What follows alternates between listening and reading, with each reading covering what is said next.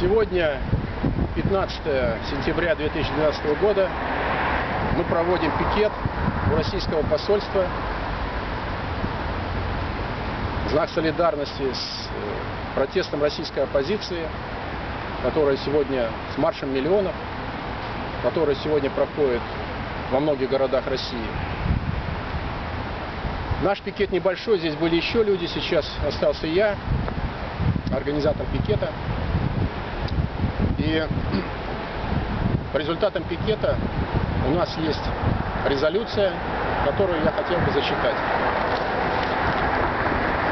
Нелегитимная власть, установившаяся в России после парламентских выборов 4 декабря 2011 года и президентских выборов 4 марта 2012 года, продолжает закручивать гайки. В Думе преобладает партия власти «Единая Россия», которая с одобрения Путина штампует драконовские законы, направленные на подавление народного протеста, связанного с фальсификациями на упомянутых выборах. Особенно власть была напугана маршем миллионов, состоявшимся 6 мая 2012 года, когда десятки тысяч людей самых разных политических взглядов вышли на акцию протеста. В результате провокационных действий протест был подавлен, а десятки людей были арестованы по новому закону о внесении изменений в Кодекс Российской Федерации об административных правонарушениях и Федеральный закон о собраниях, митингах, демонстрациях, шествиях и пикетированиях. 5 июня закон прошел сразу второе и третье чтение в Госдуме, и уже 6 июня его одобрил Совет Федерации. Президент Путин подписал новую редакцию в пятницу 8 июня. Публикация закона о существенном повышении штрафа произошла за 3 дня до 12 июня, то есть тогда, когда оппозиция планировала новую акцию протеста «Марш миллиона».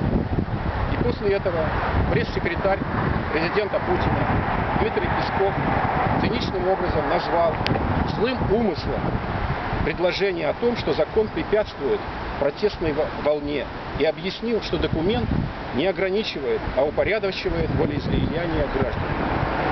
Власть, которая должна прислушиваться к воле народа и служить ему, фактически существует сама для себя и делает все возможное, чтобы и народ обслуживал эту власть, власть воров и жуликов. Достаточно сказать, что по уровню коррупции Россия занимает одно из последних мест, 143 место в списке из 183 государств мира. По этому показателю она уверенно обгоняет все ведущие страны мира и соседствует с такими странами, как Конго, Гвинея-Бисау, Папуа-Новая Гвинея, Таджикистан. По данным Transparency International, 53% россиян считают борьбу с коррупцией в России неэффективной. 28% затрудняются ответить, и только всего лишь 19% считают ее эффективной. А теперь зададимся вопросом, может ли власть быть и борьба с коррупцией быть эффективной в государстве, в котором при Путине количество миллиардеров достигло рекордной цифры – 96 человек. Была приватизирована за бесценок крупная промышленность, включая нефтяную отрасль, а лучшие друзья Путина регулярно получают самые благоприятные условия бизнеса. Это так называемые сливки общества. Олигархи владеют совокупным капиталом около 400 миллиардов долларов, что эквивалентно 16% внутреннего валового продукта России. Для сравнения, аналогичные показатели в Японии и в Китае не превышают 1,7 и 1,8.